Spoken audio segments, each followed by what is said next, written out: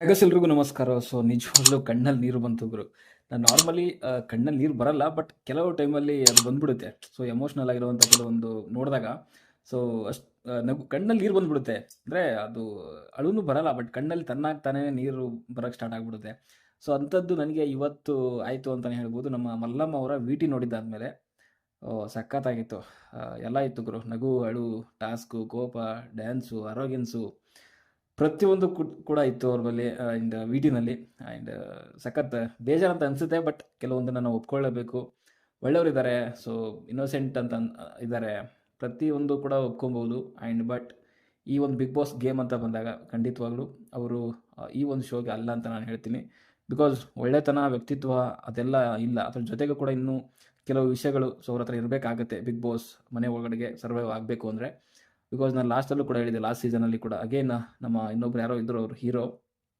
So ಅವರು ಕೂಡ ಅಷ್ಟು ತುಂಬ ಒಳ್ಳೆಯವರಿದ್ದರು, ಬಟ್ ಅಲ್ಲಿ ಆಗಲಿಲ್ಲ ಅವರಿಗೆ. ಸುಮ್ಮನೆ ಅವರೇ ಕಷ್ಟಪಟ್ಟು ತಾನು ಅಲ್ಲೇ ಇರೋವಂಥದ್ದು ರೀತಿಯಲ್ಲಿ ಟ್ರೈ ಮಾಡಿದ್ರು. ನವಗ್ರಹದಲ್ಲಿದ್ದರಪ್ಪ, ಅವ್ರ ಹೆಸರೇನು ದರ್ಶನ್ ಸತತೆ ಮಾಡಿದಾರಲ್ಲ, ಸೊ ಅವರು ಕ್ಯಾಡ್ಬರಿ ಅಂತಾರಲ್ಲ, ಹೆಸರು ಮರ್ತೋಗಿದ್ದೀನಿ ನಾನು. ಸೊ ಅವರು ಕೂಡ ಸೇಮ್ ಹಾಗೆ ಇದ್ದಂಥ ತುಂಬ ಒಳ್ಳೆಯ ವ್ಯಕ್ತಿ, ಬಟ್ ಅವರಿಂದ ಕೂಡ ಕೋಪ ಬರ್ಸೋ ರೀತಿಯಲ್ಲಿ ಕೆಲವೊಂದು ಸಿಚುವೇಶನ್ಗಳಾದವು, ಬಟ್ ಕೊನೆಗೆ ಅವ್ರ ಕಡೆಯಿಂದ ಆಗಲಿಲ್ಲ ಅದು. ಸೊ ತಾನು ಅಲ್ಲದೇ ಇರೋವಂಥದ್ದನ್ನು ಮಾಡಲಿಕ್ಕೆ ಕಷ್ಟ ಇದೆ ಕೆಲವರಿಗೆ ಅಲ್ಲಿ, ಬಟ್ ಅಂಥವ್ರಿಗೆ ಬಿಗ್ ಬಾಸ್ ಅಲ್ಲ ಅಂತ ಹೇಳ್ತಾ ಇದ್ದೀನಿ. ಅಗೇನ್ ಮಲ್ಲಮ್ಮ ಅಂತ ಬಂದಾಗ ಸೊ ಅವ್ರು ತುಂಬ ಎನರ್ಜೆಟಿಕ್ ಆಗಿದ್ದಾರೆ, ಮಾತಾಡ್ತಾರೆ, ಆ್ಯಕ್ಟಿವ್ ಆಗಿದ್ದಾರೆ. ಬಟ್ ಟಾಸ್ಕ್ ಅಂತ ಬಂದಾಗ, ಡಿಸ್ಕಷನ್ ಅಂತ ಬಂದಾಗ, ಸ್ಟ್ರಾಟಜಿ ಅಂತ ಬಂದಾಗ ಅದೆಲ್ಲ ಕಷ್ಟ ಆಗುತ್ತೆ.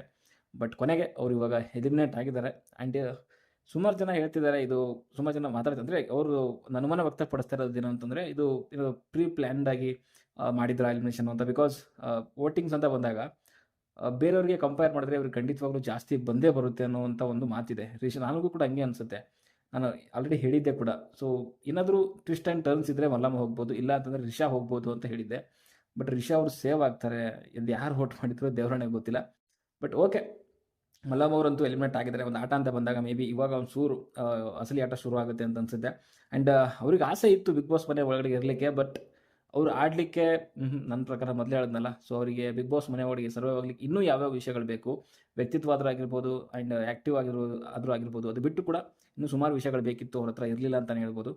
ಆ್ಯಂಡ್ ಸದ್ಯಕ್ಕಂತೂ ಎಲಿಮಿನೇಟ್ ಆಗಿದ್ದಾರೆ. ಆ್ಯಂಡ್ ಸ್ಪೆಷಲ್ ಬೀಳ್ಕೊಡುಗೆ ಕೂಡ ಅವ್ರಿಗೆ ಕೊಟ್ಟಿದ್ದಾರೆ. ಸೊ ಲೈಟಿಂಗ್ಸ್ ಎಲ್ಲ ಮಾಡಿ ಸೈಡಲ್ಲಿ ಎಲ್ಲ ಸ್ಪರ್ಧಿಗಳು ನಿಲ್ಲಿಸಿ ಬಿಗ್ ಬಾಸೇನೇ ಬೀಳ್ಕೊಡುಗೆ ಕೊಟ್ಟರು.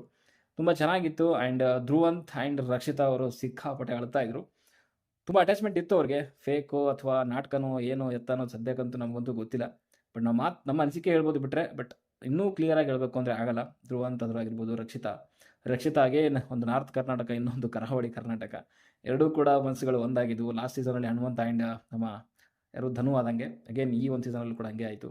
ಆ್ಯಂಡ್ ಗೊತ್ತಿಲ್ಲ, ನಮ್ಮ ಧ್ರುವಂತ್ ನಾಳೆಯಿಂದ ಏನಾದರೂ ಅವ್ರದ್ದು ಹೊಸ ಆಟ, ರಿಯಲ್ ಗೇಮ್ ಸ್ಟಾರ್ಟ್ ಮಾಡ್ತಾರ ಅಂತ ನೋಡಬೇಕು. ಅದಾದಮೇಲೆ ಎಲ್ಲರೂ ಕೂಡ ಅವರ ಆಶೀರ್ವಾದ ತಗೊತಾರೆ. ಆ್ಯಂಡ್ ಇದರಲ್ಲಿ ಸೊ ನಮ್ಮ ಮಾಳು ಅವರು ಸೇವ್ ಆಗ್ತಾರೆ ಕೊನೆಯಲ್ಲಿ.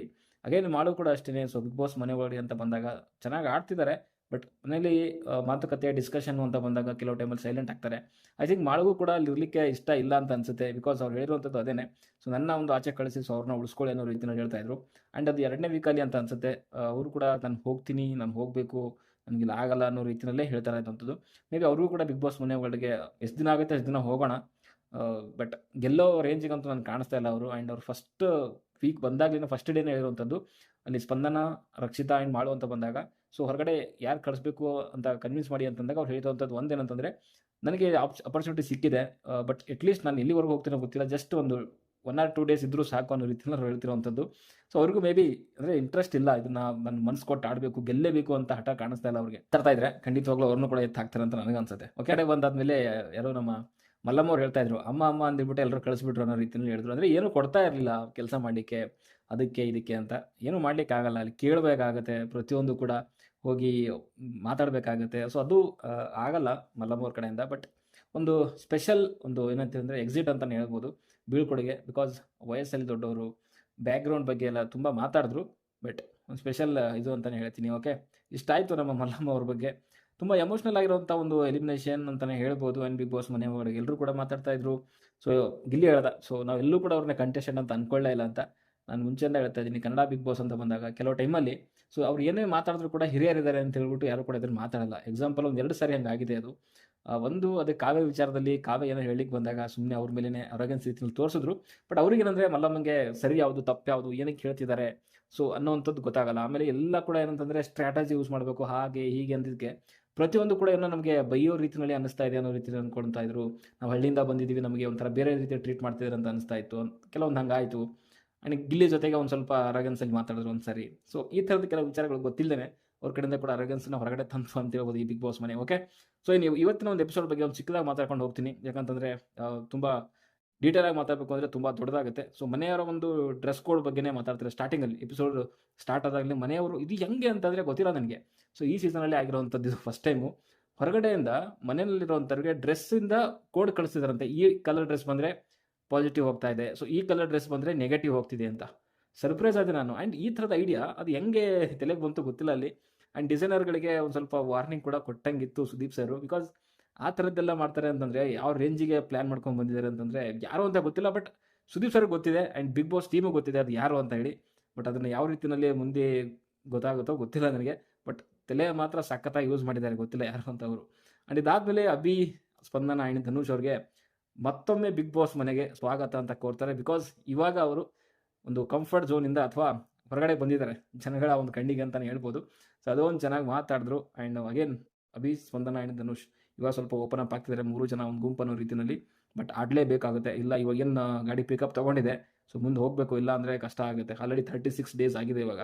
ಓಕೆ, ಆ್ಯಂಡ್ ಇದಾದಮೇಲೆ ಗಿಲ್ಲಿ ಇಟ್ಕೊಂಡು ಫನ್ನಾಗಿ ಮಾತಾಡ್ತಾರೆ. ಸೊ ಅದು ಡ್ಯಾನ್ಸ್ ಆದರೂ ಆಗಿರ್ಬೋದು, ಅವರ ಇಂಗ್ಲೀಷಿಂದ ಚಂದ್ರಪ್ರಭು ಜೊತೆ ಕನ್ವರ್ಸೇಷನ್ನು, ಅಶ್ವಿನಿ ಅವ್ರ ಜೊತೆಗೆ ಮಾತುಕತೆ ಸ್ವಲ್ಪ ಜಾಸ್ತಿ ಲೆಂತಾಗಿ ಎಳೆದ್ಬಿಟ್ರಪ್ಪ. ಅದು ಸಿಕ್ಕಾಪಟ್ಟೆ ಬೋರಿಂಗ್ ಅಂತ ಅನ್ನಿಸ್ತಾ ಇತ್ತು. ಓಕೆ, ಸೊ ಇದಾದಮೇಲೆ ಅಲ್ಲಿ ಕೋಳಿ ಇಟ್ಬಿಟ್ಟು ಅಲ್ಲಿ ಸಾಂಗ್ನ ಗೆಸ್ ಮಾಡುವಂಥದ್ದು ಆ್ಯಂಡ್ ಡ್ಯಾನ್ಸ್ ಮಾಡುವಂಥದ್ದು, ಅದಕ್ಕೇನು ಪ್ರೈಸ್ ಇಟ್ಟಿದ್ರಲ್ಲ ಐಸ್ ಕ್ರೀಮ್ದು. ಸೊ ಅದು ಒಂದು ಸ್ವಲ್ಪ ಇಂಟ್ರೆಸ್ಟಿಂಗ್ ಅಂತ ಅನ್ನಿಸ್ತು. ಬಟ್ ಸಿಕ್ಕಾಪಟ್ಟೆ ರೌಂಡ್ ಮಾಡಿದ್ರು. ಅದು ಎಷ್ಟು ಅಂತ ಉದ್ದ ಮಾಡ್ತಾರೆ ಮರಿ ಅದನ್ನ. ಹತ್ತತ್ರ ಒಂದು 3/4 ಗಂಟೆ ಅದನ್ನೇ ಇತ್ತು ಅಂತ ಅನ್ಸುತ್ತೆ. ಚೆನ್ನಾಗಿತ್ತು, ಬಟ್ ಅತಿ ಆದರೆ ಅಮೃತನ ವಿಷಯ ಅಂತಾರಲ್ಲ, ಸೊ ಅದನ್ನೇ ತುಂಬ ಲೆಂತಾಗಿ ಸಾಂಗ್ಗಳು ಪ್ಲೇ ಮಾಡಿದ್ರು. ಆ್ಯಂಡ್ ಫಸ್ಟಿಗೆ ಬಂದಿರುವಂಥದ್ದು ಧನು ಆ್ಯಂಡ್ ಕಾವ್ಯ ಡ್ಯಾನ್ಸ್ ಮಾಡ್ತಾರೆ. ಆ್ಯಂಡ್ ಗಿಲ್ಲಿ ಕಾವ್ಯ ಬಗ್ಗೆ ಒಂದು ಗಿಲ್ಲಿದು ಒಂದು ರೀತಿಯಲ್ಲಿ ಆಸೆ ತೀರ್ತು ಅಂತಲೇ ಹೇಳ್ಬೋದು. ಹಾಗೆ ಇನ್ನೊಂದು ಸರಿ ಕಾವ್ಯ ಜೊತೆಗೆ ಡ್ಯಾನ್ಸ್ ಮಾಡುವಂಥದ್ದು. ನನಗೆ ಸರ್ಪ್ರೈಸ್ ಅನಿಸಿರೋ ಕೆಲವು ಜೋಡಿಗಳು ಅಂತಂದರೆ ಸುದಿ ಆ್ಯಂಡ್ ಅಭಿ ಅಂತ ಬಂದಾಗ, ಸುದಿ ಸ್ಟಾರ್ಟಿಂಗಲ್ಲಿ ಸ್ವಲ್ಪ ಎಲ್ಲೋ ಡ್ಯಾನ್ಸ್ ಮಾಡುವೋ ಬೇಡವೋ ಅನ್ನೋ ರೀತಿಯಲ್ಲಿ ಮಾಡ್ತಿದ್ದ. ಬಟ್ ಕೊನೆಗೆ ಸರಿಯಾಗಿ ಹಾಕ್ಬಿಡೋದಾಗ್ಬಿಟ್ಟ ಅಂತ ಹೇಳ್ತೀನಿ. ಅದಾದಮೇಲೆ ಅಶ್ವಿನಿ ಆ್ಯಂಡ್ ಚಂದ್ರಪ್ರಭಾ, ಓ ಮೈ ಸಖತ್ ಗುರು. ಅಶ್ವಿನಿ ಪಾಪ ಒಳ್ಳೆ ಸ್ಪೋರ್ಟಿವ್ ಆಗಿ ತೊಗೊಂಡು ತುಂಬ ಚೆನ್ನಾಗಿ ಮಾಡಿದ್ರು ಡ್ಯಾನ್ಸು ಚಂದ್ರಪ್ರಭು ಜೊತೆಗೆ. ಆ್ಯಂಡ್ ಚಂದ್ರಪ್ರಭು ಕೂಡ ಖುಷಿಯಾಗಿರುತ್ತೆ, ಅವ್ನಿಗೆ ಇಂಥದ್ದು ಅಂತಂದರೆ ಫುಲ್ ಅವ್ನಿಗೆ ಖುಷಿ ಅವನಿಗೆ. ಬಟ್ ಅಶ್ವಿನಿ ಒಳ್ಳೆ ಸ್ಪೋರ್ಟಿವ್, ತುಂಬ ಚೆನ್ನಾಗಿ ಮಾಡಿದ್ರು ಅಂತಲೇ ಹೇಳ್ತೀನಿ. ಆ್ಯಂಡ್ ಧ್ರುವಂತ್, ರಿಷಾ, ರಾಶಿ ಆ್ಯಂಡ್ ಜಾನು, ಸೊ ಈ 3 ಜನರ ಜೊತೆಗೂ ಕೊನೆಯಲ್ಲಿ ಡ್ಯಾನ್ಸ್ ಮಾಡಿರುವಂಥದ್ದು ಧ್ರುವಂತ್ ಅವರು ಕೂಡ ತುಂಬ ಚೆನ್ನಾಗಿ ಮಾಡಿದ್ರು. ಆ್ಯಂಡ್ ರಘು ಆ್ಯಂಡ್ ಸ್ಪಂದನ, ಇದು ಸರ್ಪ್ರೈಸು. ಡ್ಯಾನ್ಸ್ ಬರಲ್ಲ ಅಂತ ಅಣ್ಣನ ಎಲ್ಲದಕ್ಕೂ ಕೂಡ ಮಾಡ್ತಾನೆ, ಡೌ ಮಾಡ್ತಾನೆ ನಮ್ಮ ರಘುವಣ. ಇದಾದಮೇಲೆ ಅಲ್ಲಿ ಯಾರನ್ನ ನೀವು ಟಾರ್ಗೆಟ್ ಮಾಡ್ತೀರಾ ಅಂತ ಒಂದು ಇದು ನಡೀತಲ್ಲ. ಸೊ ಅಲ್ಲಿ ಮ್ಯಾಕ್ಸಿಮಮ್ ಬಂದಿರೋವಂಥದ್ದು ನಮ್ಮ ಗಿಲ್ಲಿಗೆ 6 ಬಂದಿದೆ. ಆ್ಯಂಡ್ ಅಶ್ವಿನಿ ಅವ್ರಿಗೆ 4 ಬಂದಿದೆ. ಸೂರಜ್ಗೆ 2 ಬಂತ, ಅದು ಹೆಂಗೆ ಬಂತು ಅಪ್ಪ. ಓಕೆ, ಸೂರಜ್ಗೂ ಕೂಡ 2 ಬಂತಂತೆ ಸುದೀಪ್ ಸರ್ ಹೇಳಿದ್ರ ಪ್ರಕಾರ. ಆ್ಯಂಡ್ ಇಲ್ಲಿ ಸಖತ್ ಅದೇ ಗಿಲ್ಲಿಗೆ ಟಾರ್ಗೆಟ್ ಮಾಡಿರುವಂಥದ್ದು ಅಂದರೆ ಸ್ಟ್ರಾಂಗ್ ಕ್ಯಾಂಡಿಡೇಟ್ ಇದ್ದಾನೆ. ಸೊ ಅದಕ್ಕೋಸ್ಕರ ಅವನ್ನ ಟಾರ್ಗೆಟ್ ಮಾಡಿದ್ರು. ಆ್ಯಂಡ್ ಅಶ್ವಿನಿ ಅಂತ ಬಂದಾಗ ಅವರು ಕೂಡ ಅಷ್ಟೇ ಲೇಡಿ ಅಂತ ಬಂದಾಗ ಸೊ ಅವರು ಮುಂದೆ ಇದ್ದೇ ಇರ್ತಾರೆ. ನಾನು ಇವಾಗಲೂ ಹೇಳ್ತಾ ಇಲ್ವಾ, ಅಶ್ವಿನಿ ಆ್ಯಂಡ್ ಗಿಲ್ಲಿ ಇವರಿಬ್ಬರು ಖಂಡಿತವಾಗ್ಲೂ ಟಾಪ್ 5 ಇದ್ದೇ ಇರ್ತಾರೆ. ಆ್ಯಂಡ್ ಟಾಪ್ 3 ಅಂತ ಹೇಳಿದ್ರು ಕೂಡ ತಪ್ಪಾಗಲ್ಲ. ಬಟ್ ಇನ್ನು ಯಾರು ಓವರ್ಟೇಕ್ ಮಾಡ್ತಾರೆ ಅನ್ನೋದು ಕೂಡ ನೋಡಬೇಕಾಗುತ್ತೆ. ಆ್ಯಂಡ್ ಇಲ್ಲಿ ರಘು ಹೆಸರು ಇಲ್ವಲ್ಲ ಅಂತ. ರಘು ಕೂಡ ಒಳ್ಳೆ ಕಾಂಪಿಟೇಟರ್ನೇ, ಬಟ್ ಅವನು ಬಗ್ಗೆ ಯಾರು ಕೂಡ ಸದ್ಯಕ್ಕೆ ತಲೆ ಕೆಡಿಸ್ಕೊಂಡಿಲ್ಲ ಅಂತ ಅನ್ಸುತ್ತೆ. ಆ್ಯಂಡ್ ಇದಾದಮೇಲೆ ಅಲ್ಲಿ ನಾಮಿನೇಷನ್ನ ಸೇವ್ ಮಾಡುವಂಥ ಚಟುವಟಿಕೆ ನಡೆಯುತ್ತೆ. ಆ್ಯಂಡ್ ಎಲ್ಲರೂ ಕೂಡ ಒಬ್ಬೊಬ್ಬರಾಗಿ ಸೇವ್ ಮಾಡ್ಕೊಂಡು ಬರ್ತಾರೆ. ಆ್ಯಂಡ್ ಇಲ್ಲಿ ನಮ್ಮ ರಾಶಿಕಾ ಅಂತ ಬಂದಾಗ ಅಲ್ಲಿ ಸೂರಜ್ ಅಂತ ಹೇಳ್ತಾರೆ. ಸಖತ್ ಟ್ರೋಲಿಂಗ್ ನಡೀತೀವತ್ತ ನಮ್ಮ ರಾಶಿಕಾ ಆ್ಯಂಡ್ ಸೂರಜ್ ಬಗ್ಗೆ ಅಂತ ಅಂದಾಗ ಸ್ವಲ್ಪ ಅರ್ಥ ಮಾಡ್ಕೊಬೇಕು ರಾಶಿಕಾ. ಸೊ ಅವರು ಆಟದ ಕಡೆ ಗಮನ ಕೊಡಬೇಕು, ಇಲ್ಲ ಅಂತಂದರೆ ಕಷ್ಟ ಆಗುತ್ತೆ. ಓಕೆ, ಇದಾದಮೇಲೆ ಅಗೇನ್ ಮಲ್ಲಮ್ಮ ಅವ್ರು ಔಟ್ ಆಗ್ತಾರೆ. ಮಲ್ಲಮ್ಮ ಅವ್ರು ಎಲಿಮಿನೇಷನ್ ಅಂತ ಹೇಳಿದ್ದಾದಮೇಲೆ ಕೆಲವೊಂದು ಮಾತುಗಳು ಸುದೀಪ್ ಸರ್ ಕೊನೆಯಲ್ಲಿ ತುಂಬ ಅಂದರೆ ತುಂಬ ಚೆನ್ನಾಗಿ ಹೇಳಿದ್ರು. ಅವರ ಬಿಗ್ ಬಾಸ್ ಒಂದು ಎಕ್ಸ್ಪೀರಿಯನ್ಸಲ್ಲಿ 12 ಸೀಸನಲ್ಲಿ ಕೆಲವೊಂದು ಮಾತುಗಳು ಅವರಿಗೆ ಬರೆಯೋದೇ ಬೇಡ, ಸ್ಕ್ರಿಪ್ಟೇ ಬೇಡ, ಏನೇನು ಹೇಳಬೇಕು ಅನ್ನೋದನ್ನ ಅವ್ರ ಎಕ್ಸ್ಪೀರಿಯನ್ಸಲ್ಲೇ ಸರಿಯಾಗಿ ಹೇಳ್ತಾರೆ. ತುಂಬ ಚೆನ್ನಾಗಿ ಹೇಳಿದ್ರು. ಅದು ಏನಂದರೆ ಎಲ್ಲ ನಿಮ್ಮಲ್ಲೇ ಇದೆ. ಸೊ ಒಳ್ಳೆಯದು ಕೆಟ್ಟದ್ದು ವ್ಯಾಲ್ಯೂಮ್ ಆದರೂ ಆಗಿರ್ಬೋದು, ಎಲ್ಲಿ ಮಾತಾಡಬೇಕು ಅಲ್ಲಿ ಮಾತಾಡಿ. ಸೊ ಟಾಸ್ಕು, ಪರ್ಫಾರ್ಮೆನ್ಸು, ಡ್ಯಾನ್ಸು ಪ್ರತಿಯೊಂದು ಕೂಡ ನಿಮ್ಮ ಹತ್ರ ಇದೆ. ಸೊ ಅದನ್ನೆಲ್ಲ ನೀವು ಕ್ರಿಯೇಟ್ ಮಾಡಬೇಕು, ಆಪರ್ಚುನಿಟಿಗಳನ್ನು ಕ್ರಿಯೇಟ್ ಮಾಡ್ಕೋಬೇಕು ನೀವೇನೇ ಅನ್ನೋ ರೀತಿಯಲ್ಲಿ. ಆ್ಯಂಡ್ ತುಂಬ ಚೆನ್ನಾಗಿ ಹೇಳಿದ್ರು. ಆ್ಯಂಡ್ ಜಗಳ ಎಲ್ಲದಕ್ಕೂ ಕೂಡ ಜಗಳ ಅನ್ನುವಂಥದ್ದು, ಎಲ್ಲದಕ್ಕೂ ವಾಯ್ಸ್ ರೈಸ್ ಮಾಡುವಂಥದ್ದು, ಕಿರ್ಚಾಡುವಂಥದ್ದು ಸಿಕ್ಕಾಪಟ್ಟೆ ಮಾಡಬೇಡಿ. ಯಾಕಂದರೆ ಜನಗಳು ಇನ್ನೇನು ಟಿ ವಿ ಆಫ್ ಮಾಡಿ ಮಲಗೋ ಅಂಥ ರೇಂಜಿಗೆ ತಂದಿಟ್ಟಿದ್ದೀರಾ ನೀವು ಅನ್ನೋ ರೀತಿಯಲ್ಲಿ ಹೇಳಿದ್ರು. ಸೊ ಇದರಲ್ಲೇ ಗೊತ್ತಾಗುತ್ತೆ ಯಾವ ರೇಂಜಿಗೆ ಕಿರ್ಚಿದ್ದಾರೆ ಈ ಒಂದು ಸೀಸನಲ್ಲಿ ಅಂತಂದರೆ ನಾನು ಒಂದಾದರೆ ಇನ್ನೊಬ್ಬರು ಇನ್ನೆರಡು. ಸೊ ಒಬ್ರಿಗಿಂತ ಒಬ್ಬರು ಅದು ಹೆಚ್ಚಿಗೆ ಕಿರ್ಚೋದ್ರಲ್ಲೇ ಕಾಲ ಕಳೀತಿದ್ದಾರೆ.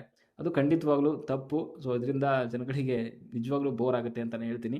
ಓಕೆ, ಸೊ ಇಷ್ಟಿತ್ತು ಇವತ್ತಿನ ಎಪಿಸೋಡ್ ಬಗ್ಗೆ ಒಂದು ಹೈಲೈಟ್ಸ್ ಅಂತ ಹೇಳ್ತಾ, ಸೊ ನಿಮ್ಗೆ ಏನು ಅನಿಸುತ್ತೆ ಅಂತ ಕಮೆಂಟ್ ಬಾಕ್ಸಲ್ಲಿ ತಿಳಿಸಿ. ಸದ್ಯಕ್ಕೆ ನನಗೆ ಅನಿಸಿರೋದನ್ನ ವಿಡಿಯೋದಲ್ಲಿ ಹಂಚ್ಕೊಂಡಿದ್ದೀನಿ. ನಿಮ್ಮ ಅನಿಸಿಕೆ ಅಭಿಪ್ರಾಯನ ಕಮೆಂಟ್ ಬಾಕ್ಸಲ್ಲಿ ತಿಳಿಸಿ.